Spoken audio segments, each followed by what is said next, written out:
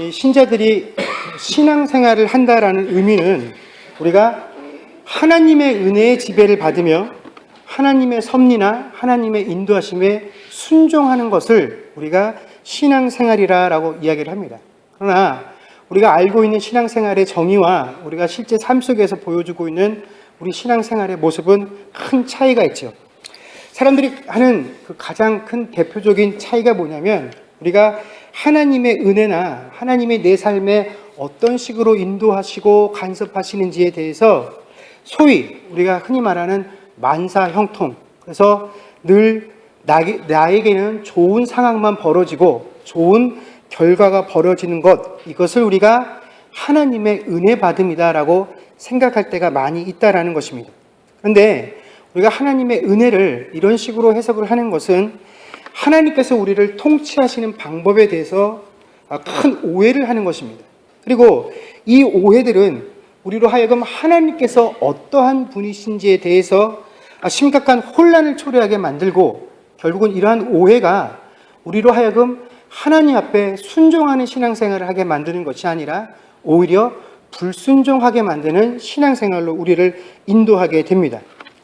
오늘 우리가 읽었던 본문의 1절을 보면 이런 구절이 있습니다. 사울이 블레 사람을 쫓다가 돌아오매. 자, 이 구절의 의미가 뭐냐면 블레셋 사람들이 이스라엘을 침공을 했습니다. 그래서 이 블레셋 사람들의 침략에 대응하기 위해서 사울 왕이 군대를 이끌고 블레셋 사람들을 추격했죠. 그랬더니 블레셋 사람들이 돌아가고 다시 사울 왕이 자신의 궁으로 돌아왔다라는 것을 의미합니다. 여러분, 사울 왕이 이스라엘을 통치하던 시기에 유독 블레셋이라는 나라의 침범이 아주 빈번하게 이루어졌습니다. 물론 그런 이유는 이스라엘의 국력이 약한 탓도 있었겠지만 그렇게 겉으로 드러난 이유 말고 사실은 블레셋이 이스라엘이라는 나라를 자주 침공하게 된 특별한 이유가 있다라는 것입니다. 여러분, 사울이 다윗을 자신의 가장 강력한 정적이라고, 내가 그를 꼭 죽여야만 하겠다라고 마음속에 다짐을 하고 그 행동을, 마음속에 다짐을 행동으로 보여준 이후에 사울 왕은요, 자신에게 시간이 생기게만 하면, 조그만 여유만 생기게 되면 자신의 모든 힘과 에너지를 어디에 쏟았냐면 다윗을 잡으러 다니는데 그 모든 에너지를 쏟아 부었다라는 것입니다. 오늘 1절 말씀에도 보면 그가 군사들을 이끌고 블레셋을 추격했다가 막 돌아왔습니다. 자신도 지치고 함께 나갔던 병사들도 지쳤겠죠. 그러나 누군가 와서 이 엔딕의 광야에 다윗이 숨어 있다라는 보고를 하자마자 그런 것들은 생각지 아니하고 곧바로 또 어떻게 합니까? 군대를 조직을 해서 다윗을 잡으러 나아가는 모습을 우리가 보게 됩니다. 그런데 이렇게 사울이 다윗을 잡으려고 하면 할수록, 자신의 정적이라고 여겼던 이 다윗을 제거하려고 하면 할수록 어떤 일이 벌어지냐면 사울이 하나님 앞에서 범죄를 저지르게 되더라라는 것입니다. 우리가 지난번에 살핀 것과 같이 노브 땅에 있었던 제사장들 85명을 죽였을 뿐만 아니라 누구라도 다윗에게 조그마한 도움만 줘도 그 사람은 다 사울 왕이 죽여 없애야 할 자신의 적으로 간주하게 되었다라는 것입니다. 그래서 하나님께서 생각하신 방법이 뭐냐면 바로 블레셋으로 하여금 이스라엘을 침공하게 만드셨다라는 것입니다. 이 블레셋이 이스라엘을 침공해 있는 동안에는 사울 왕이 군대를 이끌고 블레셋의 침략을 대처하기 위해서 더 이상 다윗을 쫓을 수 없었다라는 것이죠. 그리고 사울 왕이 블레셋 군대를 쫓아다니는 그 시간에 다윗은 안전할 수 있었다라는 것입니다. 하나님께서 다윗을 보호하시고 사울이 자꾸만 하나님 앞에서 범죄하는 그 일을 막기 위해서 어떻게 해요? 블레셋이라는 나라를 들어서 다윗을 보호하시고 사울이 더 이상 하나님께 범죄하지 아니하는 도구로 사용을 하셨다라는 것입니다. 그러나 하나님은 다윗의 하나님인 동시에 이스라엘의 하나님이셨기 때문에 이 블레셋이 이스라엘을 침공했음에도 불구하고 큰 피해 없이 항상 사울이 그 블레셋 군대를 추격하면 전투 없이 사울 왕을 피해서 돌아가게 되는 것, 이것이 바로 그 당시에 하나님께서 블레셋의 군대를 사용하신 의미입니다. 그런데 이 사울이요, 하나님께서 지금 이 상황을 자신에게 허락하신 것을 아주 다른 방향으로, 엉뚱한 방향으로 이해를 하기 시작합니다. 블레셋이 침공했을 때 자기가 군대를 이끌고 블레셋과 대적하러 나가면 그 블레셋이 도망하여 패하여 돌아가는 것을 어떻게 받아들였냐면, 야, 하나님께서 나와 함께 하시는구나. 그래서 내가 군대를 이끌고 나가기만 하면 이 블레셋 군대가 도망을 가는구나. 그래서 야, 하나님이 나와 함께 하시는 이 상황 속에서 내가 얼마든지 이 다윗을 잡을 수 있겠구나라고 생각하게 되었다라는 것입니다. 사실 하나님의 섭리는 다윗을 보호하시고 더 이상 다윗을 잡겠노라고 사람들의 생명을 해야 하는 이 사울의 범죄로부터 사울 스스로를 보호하시기 위해서 하나님께서 블레셋을 사용하셨는데, 이 사울은 정반대로 하나님이 나와 함께 하시니 내가 무엇을 해도 좋은 결과를 얻을 수 있겠다. 그러니 내가 꼭 다윗을 잡겠노라라고 마음을 먹게 되었다라는 것이죠. 여러분, 우리가 이 1절 한 구절만 읽고 나서도 하나님께서 사울을 얼마나 사랑하셨는지를 알게 됩니다. 여러분, 하나님께서 사울에게 얼마나 큰 은혜를 베푸시고 계신지를 우리가 볼 수 있다는 것이죠. 하나님께서 다윗의 인생을 불쌍히 여기시고 그를 긍휼히 여기사 그가 알지도 못하는 순간에 은혜를 허락하신 것과 마찬가지로 이 사울에게도 그가 깨닫지 못하는 사이에 하나님께서 놀라운 은혜를 선포하여 주셨다라는 것입니다. 그래서 그 은혜를 통해서 다윗을 죽이는 하나님의 계획을 방해하는 범죄자가 되지 아니하도록 그렇게 은혜를 베푸셨음에도 불구하고 사울은 그의 행위를 멈출 생각을 하지 않았다라는 것입니다. 여러분, 그런데 이런 오해를 사울만 하는 것이 아닙니다. 우리도 마찬가지다라는 거죠. 우리는 대부분 이 인생길을 살아가면서 나에게 유익하게 이루어지는 일들, 나에게 이롭게 되어지는 상황 속에서만 늘 무엇을 찾습니까? 하나님의 뜻을 찾고 하나님의 섭리를 찾고 그 안에서만 하나님의 은혜를 찾으려 한다라는 것입니다.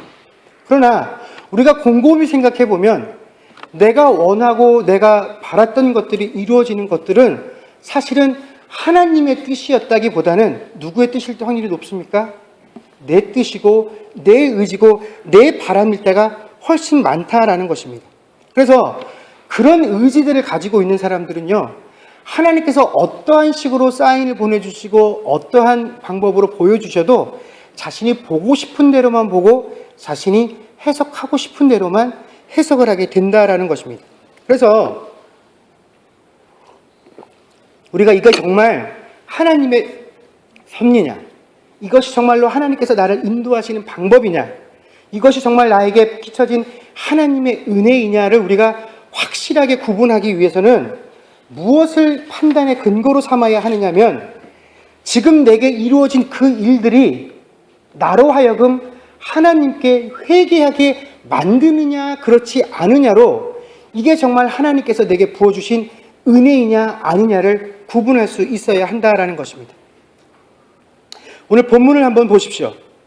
여러분, 자신을 죽이려고 하는 사울을 피해서 다윗이 한 굴 안에 숨었습니다.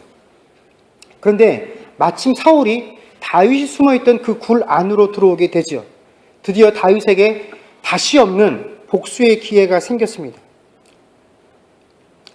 사울이 그 동굴 안에 들어오게 된 배경이 뭐냐면 생리적인 현상을 해결하기 위해서 그 동굴에 들어온 겁니다. 그러다 보니까 자신을 호위할 수 있는 병사들도 없었고, 볼일을 보기 위해서 자신을 보호할 수 있는 모든 장비들을 어떻게 됩니까?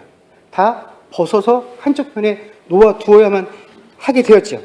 자, 이 광경을 지켜본 다윗의 부하들이, 다윗의 동료들이 다윗에게 뭐라고 이야기를 하냐면, 자, 다윗 보십시오. 지금 이렇게 기가 막힌 타이밍과 상황이 있을 수가 없습니다. 이건 누가 보아도 하나님께서 지금 사울을 당신의 손에 넘기신 겁니다. 이게 하나님의 사인입니다. 그러니 지금 사울의 생명을 취하십시오라고 제안을 합니다. 그런데 다윗이 사울을 죽이지 않고 어떻게 합니까? 사울이 벗어놓았던 그 곶옷 중에 일부분만을 베어서 가지고 오게 됩니다. 여러분, 오랜 시간 동안 다윗의 곁에서 다윗이 겪고 있는 이 어려운 상황들과 형편들을 함께 보고 겪었던 그 사람들, 또 이미 하나님께서 다윗을 새롭게 기름 부어서 이스라엘의 왕으로 세우셨다라는 그 모든 배경들을 알고 있는 사람들의 눈에 보여지는 것들은 지금 이 상황이 드디어 하나님께서 사울을 패하고 다윗의 새로운 시대를 여시는구나라고 생각할 수 있었다라는 것입니다. 모든 것이 너무나 완벽하게 맞아떨어졌기 때문에 그와 함께한 동료들이 이게 하나님이 다윗에게 주신 기회입니다라고 말하는데 주저하지 않았다라는 것입니다. 아니, 그렇게들 믿고 싶었을 것입니다. 그런데 다윗은 그렇게 하지 않았죠. 그리고 심지어 그가 목숨 대신 취했던 그 사울의 겉옷, 그 겉옷을 잘라오는 행위를 가지고 다윗이 어떻게 하게 됩니까? 양심의 가책을 느끼게 됩니다. 내가 어떻게 이런 행동을 할 수 있었지? 내가 이 겉옷자락을 베어내면서 내가 베어낸 것은 겉옷자락이지만 실제로 내가 칼을 댄 것은 사울 왕이었다라는 것을 이 다윗도 알고 있었기 때문에 다윗은 그 일로 인해서 하나님 앞에 크게 양심의 가책을 느끼게 됩니다. 그리고 자신들과 함께한 이들에게도 사울 왕에게 복수를 금할 것을 명령하게 되죠. 여러분, 우리가 흔히 세상을 살아갈 때 우리는 이렇게 표현합니다. 내가 참는다. 내가 한번 봐준다라고 생각들을 합니다. 그런데 내가 참는다, 내가 너를 위해서 한번 용서해준다라고 할 때 이 표현의 주체는 누굽니까? 바로 납니다. 그런데 여러분, 내가 누군가를 용서할 때에는 그 용서 안에 치명적인 약점이 하나 있습니다. 그게 뭐냐면 온전히 그리고 영원히 용서할 수 없다라는 사실입니다. 사람이요, 아무리 내가 저 내 원수 같고 정말 보기만 해도 화가 나지만 내가 저 사람을 용서해야지 아무리 마음속으로 결단을 하고 다짐을 하고 또 내가 이미 저 사람을 용서했어 라고 주장을 한다고 할지라도요, 사람들은 나를 힘들게 하는 그 어려움의 대상들을 눈앞에 보게 되면 그 보는 순간에 그 사람이 과거에 나에게 어떤 행동을 했는지를 마음속으로부터 떠올리게 된다라는 것입니다. 그리고 그것이 마음속에 떠올리게 되면 벌써 이 마음속에 분노가 떠오르게 되고 그 사람을 보면서 내 마음이 떨리게 됩니다.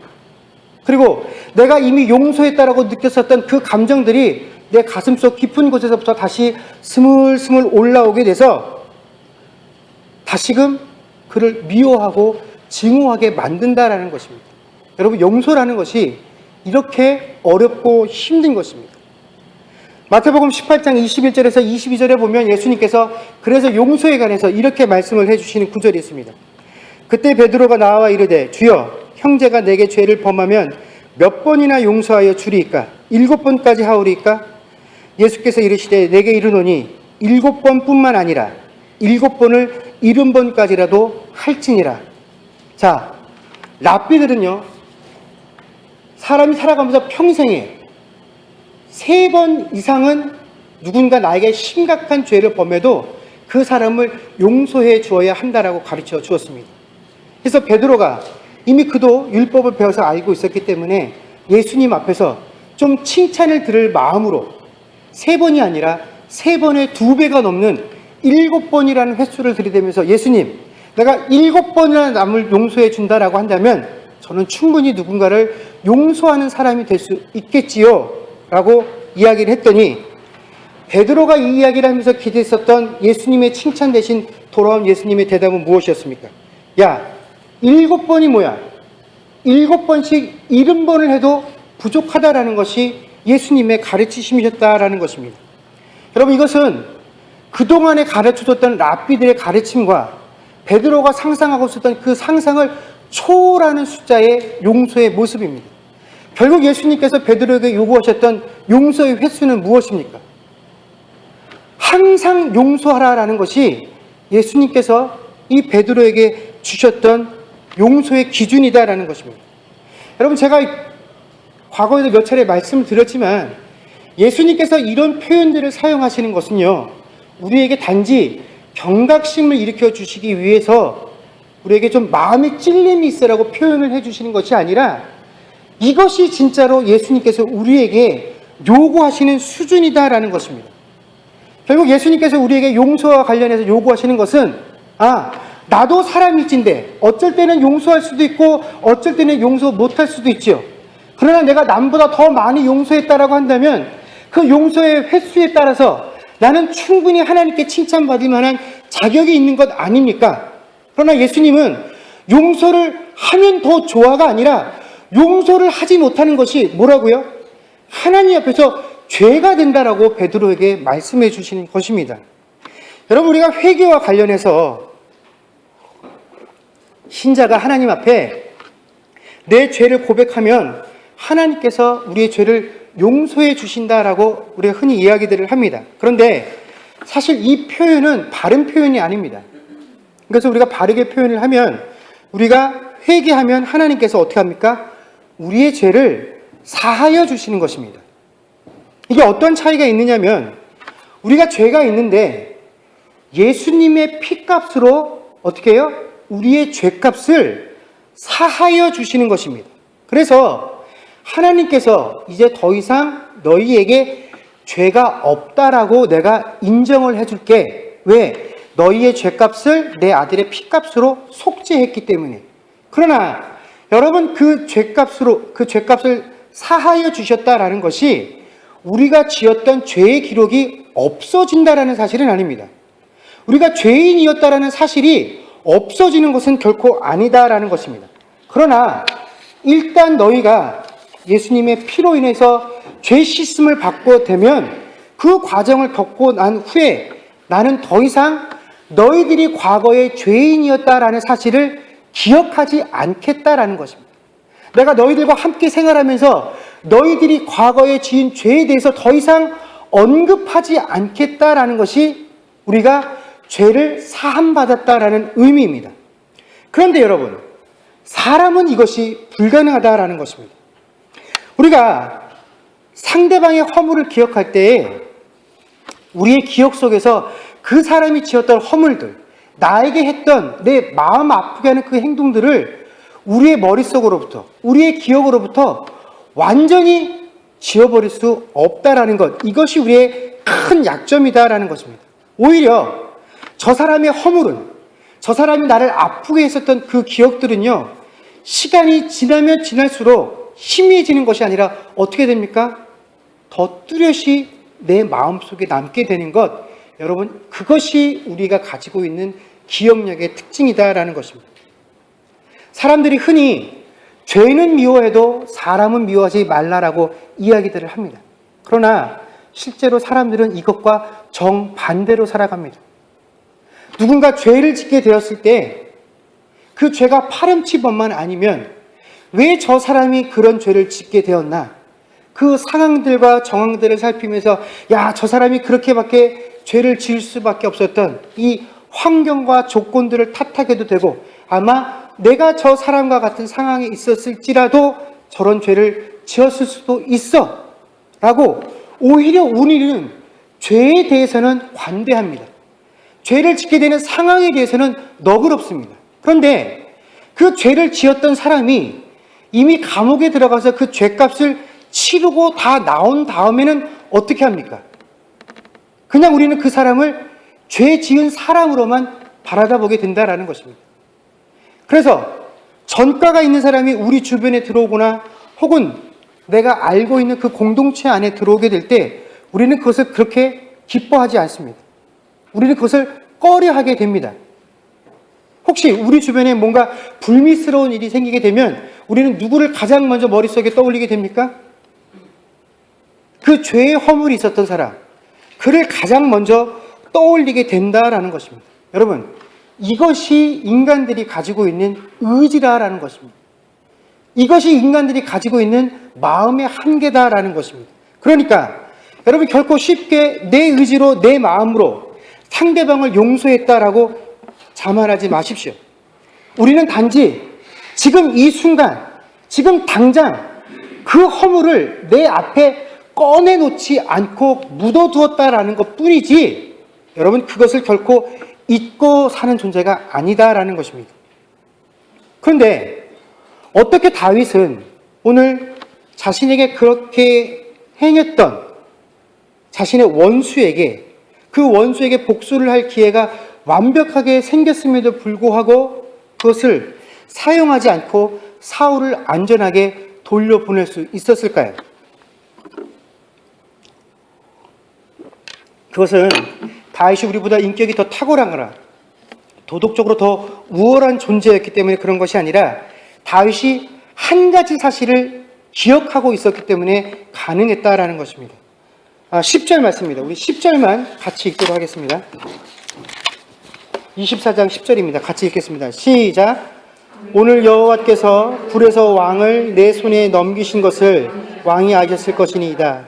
어떤 사람이 나를 권하여 왕을 죽이라 하였으나 내가 왕을 아껴 말하기를 나는 내 손을 들어 내 주를 해하지 아니하리니 그는 여호와의 기름 부음을 받은 자이기 때문이라 하였나이다. 아멘. 뭐 때문에 안 죽였습니까? 하나님께서 기름 부은 자이기 때문에 내가 죽일 수 없었다라는 것입니다. 바울은 지금 사울 왕이 어떠한 사람이냐에 집중을 하고 있습니다. 그런데 사울이 나를 힘들게 하고 나를 괴롭히고 나에게 원수 같은 자라는 사실에 집중한 것이 아니라 그가 누구라는 사실에 집중을 했습니까? 하나님께서 기름 부음을 통해서 세운 하나님의 종이라는 사실에 집중을 했다라는 것이죠. 그렇기 때문에 죽일 수 없었다라는 것입니다. 그런데 내가 만약에 하나님께서 기름 부음을 통해서 세운 그 사람을 죽인다라는 것은 무엇을 부정하는 것입니까? 하나님께서 나에게 기름 부어주신 그 행위 자체를 부인하게 되는 것이다 라는 것입니다. 여러분, 우리가 우리의 마음속에 미워하는 존재, 내가 원망할 수밖에 없는 그 대상을 필히 우리가 용서해야만 하는 그 이유와 근거가 바로 여기에 있습니다. 우리가 그 증오하는 대상도 나와 마찬가지로 하나님께서 그 독생자 예수의 피값을 통해서 어떻게 해요? 하나님의 자녀로 세우신 존재라는 사실을 우리가 더욱더 주목해야 한다는 것입니다. 하나님께서 다윗이 부재 중에 있을 때라도 하나님 앞에 심각한 죄를 짓고 있을 때라도 그에게 은혜의 손길 베푸는 것을 마다하지 않으신 것과 마찬가지로 지금 사울이 하나님 앞에 범죄하고 있을지라도 그 사울에게도 하나님께서 은혜의 손길을 베푸시는 것을 결코 거두지 않은 대상이다라는 것을 우리가 더욱더 집중해야 한다라는 것입니다. 다윗이 하나님의 은혜 아래 지배받았던 인물이었던 것과 같이 이 사울도 다윗의 은혜 아래 지배받고 있는 사람이다라는 사실을 우리가 주목해야 한다라는 것입니다.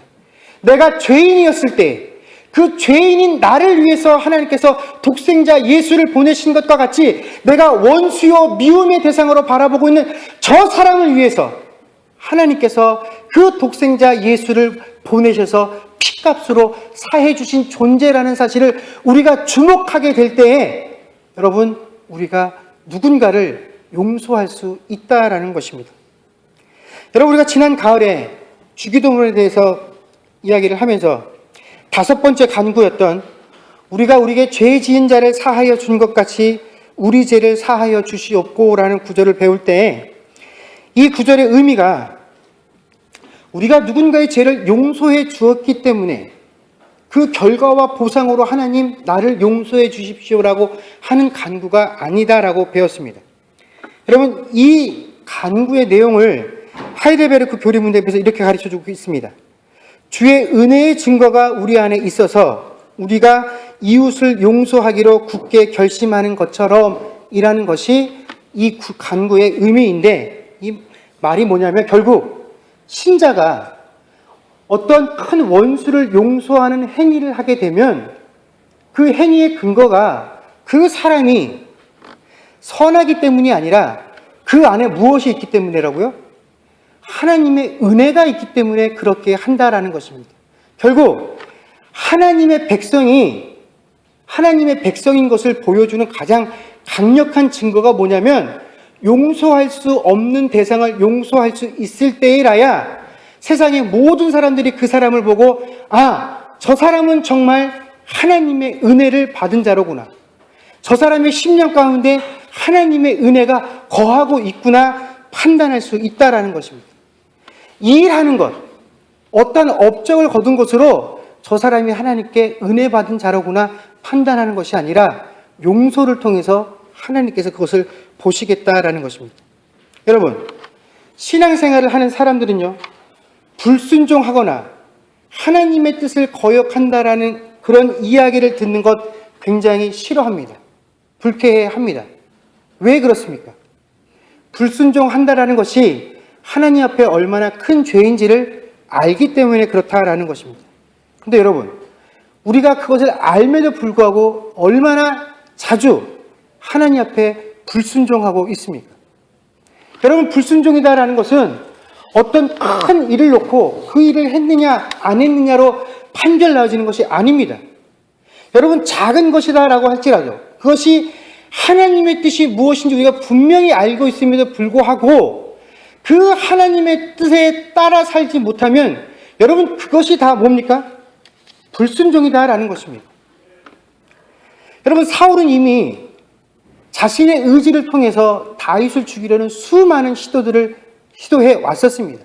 그러나 번번이 사울이 자신이 다윗을 죽일 수 없다라는 것, 인간의 꾀로는, 인간의 지혜로는 다윗을 죽일 수 없다라는 사실을 깨달았을 때 그가 했던 고백이 뭐냐면, 하나님께서 다윗과 함께 하시는구나라는 것을 그가 깨달아서 심히 두려워했다라고 사무엘상 18장 14절에서 15절에서 이야기를 해주고 있습니다. 그렇게 하나님께서 다윗과 함께 하시기 때문에 사람의 힘으로 그를 해할 수 없다라는 것을 그가 알았음에도 불구하고 그는 다윗을 죽이려는 그 행동을 결코 멈추지 않았다라는 것. 여러분, 그것이 바로 큰 문제다라는 것입니다. 그런데 이 사울과 마찬가지로 우리를 향한 하나님의 뜻과 계획이 무엇인지를 알고 있음에도 불구하고 여러분, 우리가 그 뜻 가운데 순종하지 못한다라고 한다면 우리하고 사울하고 다를 게 뭐가 있겠느냐 하는 것입니다.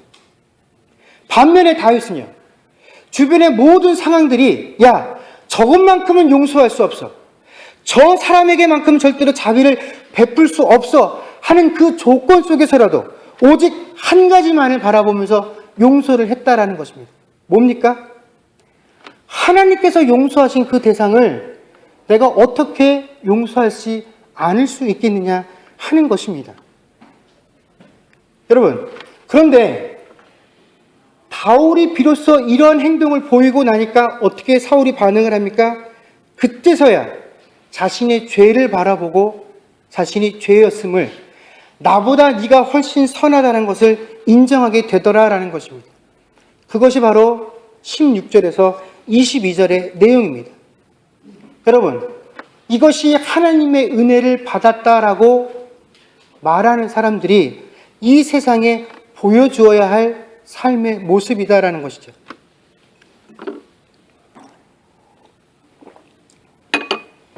이솝우화에 보면 아마 여러분들 잘 아시는 이야기 중에 한 나그네가 길을 걷고 있었습니다. 그 나그네가 길을 걸어가는 걸 보고 바람과 해가 내기를 하죠. 우리 중에 누가 먼저 저 사람의 외투를 벗기는지 내기를 하자라고 합니다. 그래서 바람이 먼저 그 사람의 외투를 벗기려고 하죠.